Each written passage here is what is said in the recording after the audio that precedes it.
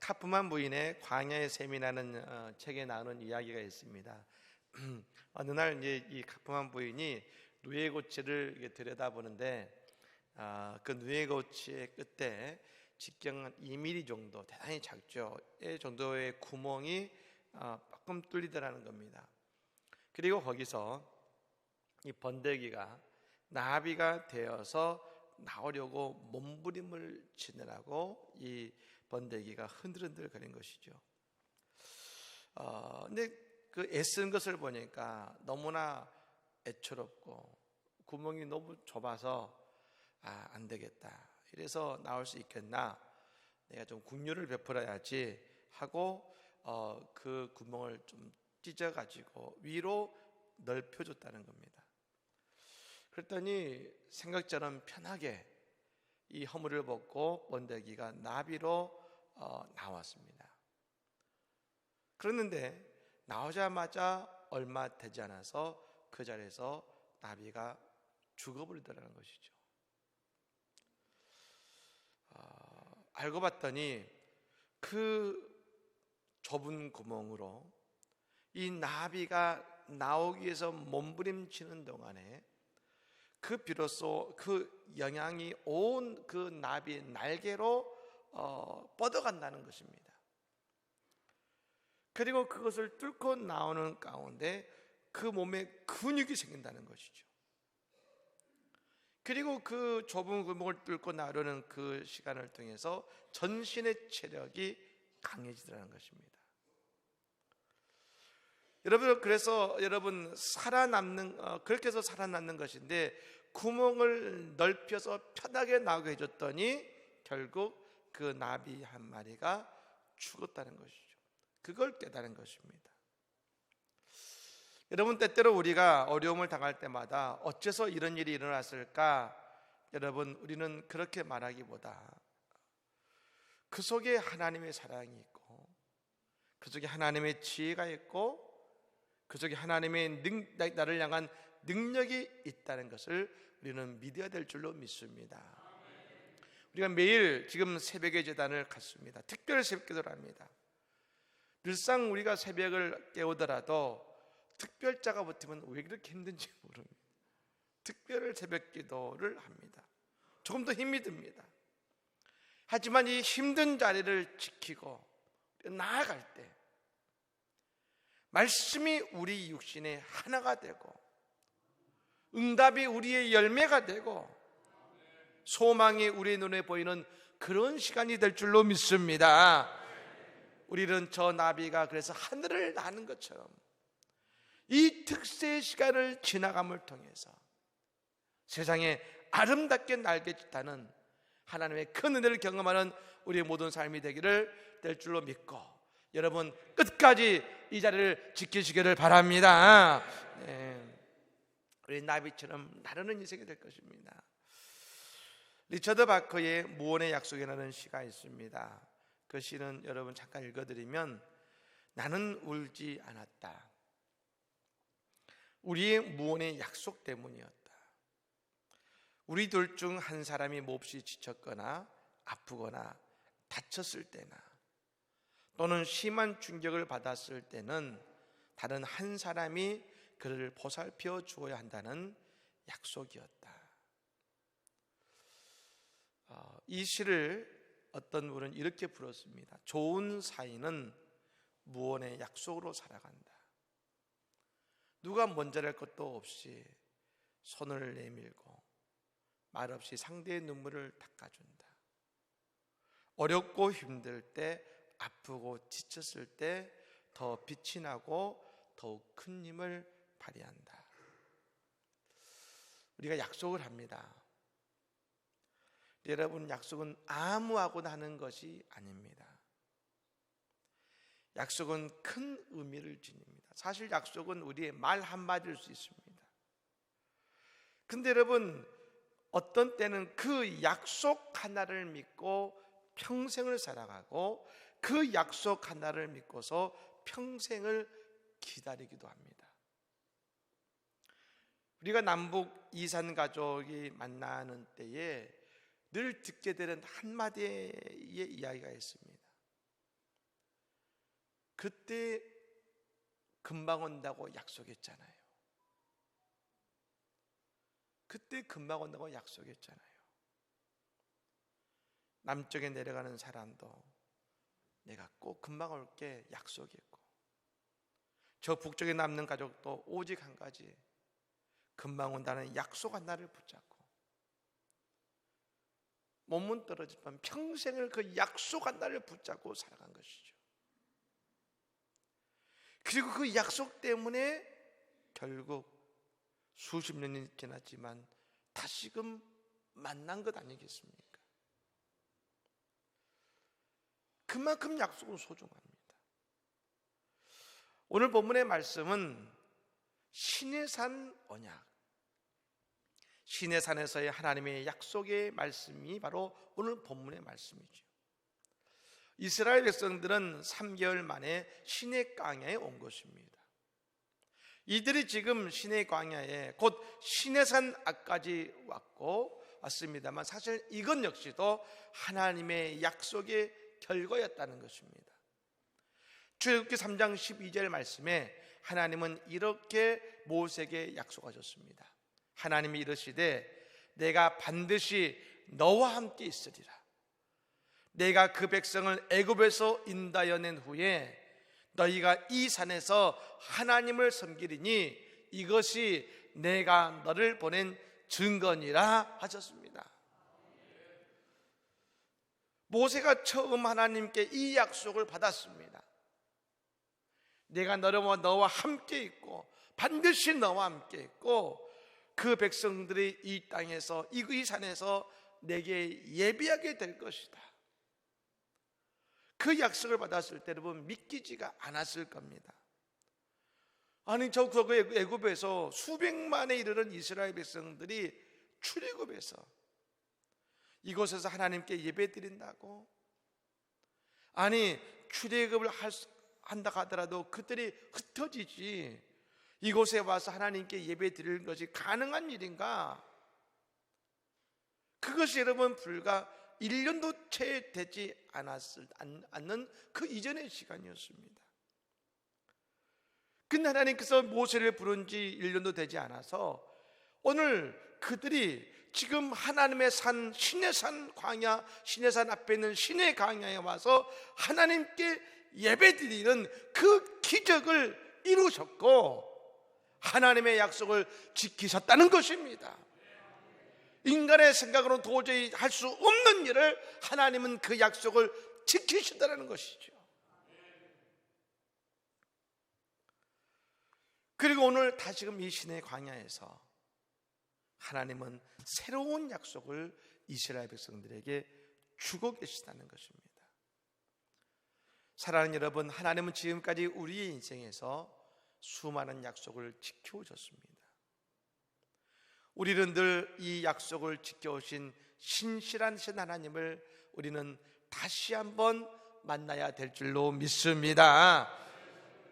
여러분, 하나님이 우리에게 주셨던 그 신실한 약속 중에 가장 위대한 약속은 바로 하나님의 아들이신 예수 그리스도를 우리에게 주신 것 아니겠습니까? 하나님께서는 우리에게 이 땅에 죄에 물든 우리를 구원하시겠다고, 메시아를 주시겠다고 약속하셨습니다. 하나님은 메시아를 주겠다 하셨지 자신의 아들을 주신다 하신 적은 없었습니다. 그래서 여러분, 모든 이스라엘 백성들은 메시아를 기다리고 있고 지금도 유대인들은 메시아를 기다리고 있습니다. 근데 하나님께서 이 땅에 우리의 모든 죄를 구원하고 우리를 구원하기 위해 주셨던 메시아는 누구였냐면 하나님의 아들이셨다는 것입니다. 이건 아무도 상상하지 못했습니다. 그냥 메시아를 기다렸습니다. 다윗 같은 메시아를 기다렸는데 하나님은 우리에게 어떻게 그 약속을 성취하셨느냐? 자신의 아들을 주심으로 그 약속을 지키시다는 것입니다. 하나님은 이와 같이 약속을 지키시되 신실하게 그 약속을 지키시는 하나님이신 것이죠. 여러분, 이 아침에 그 하나님을 믿고 신뢰하는 우리 모두가 되기를 간절히 축복합니다. 그 하나님을 신실하신 하나님, 그 하나님이 오늘 이스라엘 백성들에게 다시금 약속을 주십니다. 오늘 5절과 6절 말씀 우리 다시 한번 읽어보겠습니다. 읽겠습니다. 세계가 다 내게 속하였나니 너희가 내 말을 잘 듣고 내 언약을 지키면 너희는 모든 민족 중에서 내 소유가 되겠고 너희가 내게 대하여 제사장 나라가 되며 거룩한 백성이 되리라. 너는 이 말을 이스라엘 자손에게 전할지니라. 아멘. 세 가지 약속을 주신 것이죠. 너는 내 소유가 되고 제사장 나라가 되고 거룩한 백성이 될 것이다. 여러분, 오늘 이 약속이 오늘 우리를 향한 하나님의 약속인 줄로 믿습니다. 우리의 약속입니다. 근데 여러분, 우리가 이 약속을 이루기 위해 하나님이 하신 일을 보게 됩니다. 그것은 우리를 훈련시키시고 단련시키신다는 것입니다. 우리는 약속을 생각하면 어느 날 짠하고 나는 아무것도 하지 않는데 그냥 우리에게 약속이 주어지는 것이 아닙니다. 아까 말씀드렸던 남북의 이산 가족이 그 약속 하나를 믿고 약속을 이루어줄 것을 믿고 평생을 기다린 것처럼 말입니다. 그 시간이 필요한 것처럼 하나님의 소유가 되는 것도 제사장이 되는 것도 거룩한 백성이 되는 것도 하나님이 주시는 믿음의 훈련의 시간이 필요하다는 것입니다. 오늘 보면 4절 말씀에 그들의 출애굽을 하나님은 이렇게 설명하셨습니다. 같이 한번 읽습니다. 내가 애굽 사람에게 어떻게 행하였음과 내가 어떻게 독수리 날개로 너희를 업어 내게로 인도하였음을 너희가 보았느니라. 아멘. 우리는 여기서 하나님이 저 이스라엘 백성들을 독수리가 자기 새끼를 키우듯 지금 키우고 계시다는 것을 이 본문에서 알 수가 있습니다. 우리는 잘 독수리에 대해서 이해하지 못합니다만 지금 저 하나님의 약속과 하나님의 설명 속에서 우리는 우리의 아이덴티티를 보게 됩니다. 하나님이 우리를 생각하시는 마음은 어떤 생각이냐? 우리 교회를 생각하시는 마음, 우리 교회를 생각하시는 마음은 어떤 마음이냐? 먼저 우리를 크게 보신다는 겁니다. 여러분, 새 중에 왕이 뭡니까? 독수리. 그냥 새가 아니라 독수리. 그냥 백성이 아니라 오늘 말씀하시죠. 너희는 온 백성들 가운데 제사장 나라가 될 것이다. 하나님은 우리를 바라보실 때, 우리에게 주고자 하실 때 늘 최고를 주고자 하시고 최고로 존귀한 자리로 우리를 인도하고자 하신다는 것입니다. 아까 말씀드린 것처럼 하나님은 우리에게 메시아를 약속하셨는데 어떤 메시아를 주셨습니까? 하나님의 최고의 선물인 자신의 아들 예수 그리스도를 우리에게 주실 정도로 우리를 소중히 여기고 존귀하게 여기고 계시다는 것입니다. 그래서 우리가 예수님을 하나님의 아들로 믿고 그분을 통해 우리가 구원받았던 사실에 아멘하게 되는 순간 우리가 깨달아지는 것이 있습니다. 새 중에 독수리가 제일 최고인 것처럼 우리를 하나님은 그렇게 여기시는 존귀한 존재들이다. 여러분, 왜 예수 믿으면 인생이 변합니까? 예수 믿음을 통해 내가 얼마나 존귀한 존재인지를 알게 되고 깨닫게 되기 때문에 그런 것입니다.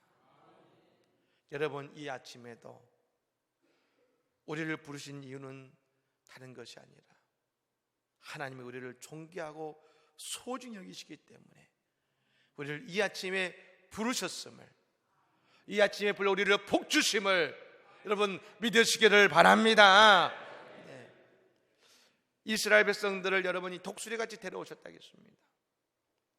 태워서 데려오셨다는 것이 아닙니다. 그냥 태워서 거기서부터 태워가지고 데려오셨다는 게 아닙니다. 여러분 이 신화를 보면 독수리 타고 날아다니는 그런 것이 아닙니다. 하나님이 이 말씀을 딱 하셨을 때 이스라엘 백성들은 알아먹었습니다. 왜냐하면 그들은 독수리가 어떻게 사는지를 알기 때문에 그런 것입니다. 독수리가 새끼를 등에 업을 때는 여러분 언제 업느냐? 훈련시킬 때 없습니다. 독수리가 대기하기 위할 때에 없습니다. 여러분 독수리는 그 둥지를 지을 때에 가장 높은 산에 짓고 산 가장 높은 곳에 둥지가 2m가 넘는다고 합니다. 여러분 독수리가 날개를 펴면 그 날개가 3m도 된다지 않습니까? 그죠? 그래서 여러분 그냥 둥지가 아니라 2m가 넘고 무게도 2톤이 넘는다고 하는 것이죠. 그곳에서 새끼를 키웁니다. 그리고 이 새끼를 키우다가 새끼가 날 때쯤이 되면 둥지를 흩어버리고 아닙니다. 그 새끼를 여러분 흩어버리고 그때 새끼를 밉니다. 그 높은 곳에 새끼가 떨어지면서 새끼가 날기 위해서 날개를 바닥바닥 댑니다. 여러분 독수리는 날개가 크기 때문에 몸무게가 무겁기 때문에 그 날개에 힘이 없으면 날 수 없습니다. 날개가 또 나는 게 아닙니다. 그래서 떨어지려고 하면 그때 어미 독수리가 와서 그 새끼를 업습니다. 그걸 다시 올라갑니다. 오늘 말씀하십니다. 업어서 왔다 내가 너희를. 이 업어서 왔다는 것은 이 백성들이 독수리라는 의미고 이 백성들을 날게 하시기 위해서 하나님의 훈련을 했다는 겁니다. 그렇습니다. 훈련받은 사람만이 하나님께 귀하게 쓰임받는 것입니다. 우리의 이 시간은 곧 하나님이 우리를 업으시는 시간입니다. 그것은 뭡니까? 우리를 독수리 되게 하기 위한 하나님의 영적인 훈련의 시간인 줄로 믿습니다. 우리가 이 시간, 새벽의 시간에 날기 위해서 몸부림칠 때 말입니다. 하나님은 우리를 언젠가 저 천국에서 독수리처럼 큰 날개를 펴게 하시고 우리의 인생을 날게 하실 줄로 믿습니다.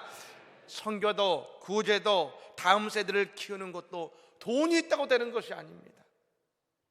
돈이 있다 되는 것이 아닙니다. 우리가 그것을 감당할 수 있는 훈련이 되어 있느냐에 달려 있는 것입니다. 우리의 훈련은 기도의 훈련이요 말씀의 훈련이 되어 있는가?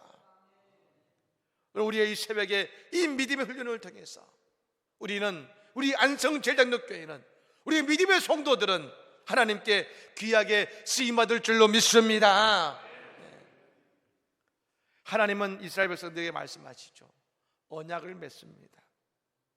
근데 여러분 이 언약은 조건부 언약이었습니다.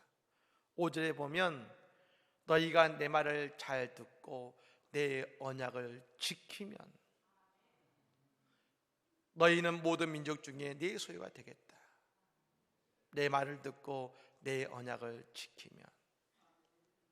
여러분 이 말씀은 하나님의 말씀을 잘 들어야 구원해 주신다는 것이 아닙니다. 여러분 지금 그들은 어떻게 됐습니까? 너희가 내 말을 잘 들으면 출애굽시켜 줄게가 아닙니다. 이미 출애굽해서 하나님의 산까지 왔습니다. 이미 구원의 백성이 된 것입니다. 여러분, 오늘 우리도 하나님의 말씀을 잘 지켜서 구원을 받는 것이 아니라 우리는 이미 구원받은 줄로 믿습니다. 그런 우리가 이제 말입니다. 하나님의 백성으로서 제사장의 나라로 살기 위해서 필요한 것이 뭐냐?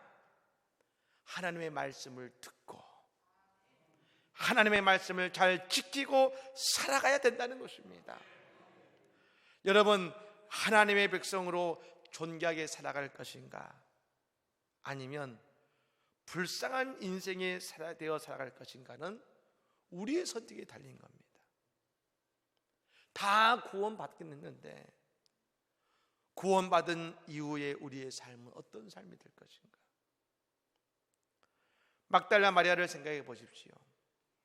막달라 마리아는 7 귀신이 들렸던 여인이었습니다. 그런 그녀의 뭡니까? 마귀가 그 안에 들어가서 그녀의 인생을 불쌍한 인생을 만들었습니다. 그러나 예수를 만나고 예수의 말씀을 여인이 붙들고 살기 시작했을 때 막달라 마리아는 교회 역사상 가장 위대한 여인 중에 한 명이 되었습니다. 마태라는 사람은 로마에서 고용된 세리였습니다. 민족의 돈을 훔치는 민족의 반역자였고 가난한 사람들을 더 아프게 만드는 돈의 노예였습니다. 그런 그가 예수를 만나고 예수님의 제자가 되었습니다. 그가 쓰던, 여러분 이전에 사용하던 펜은 말입니다, 사람의 마음을 아프게 하고 부정과 거짓 도구가 그의 펜이었습니다.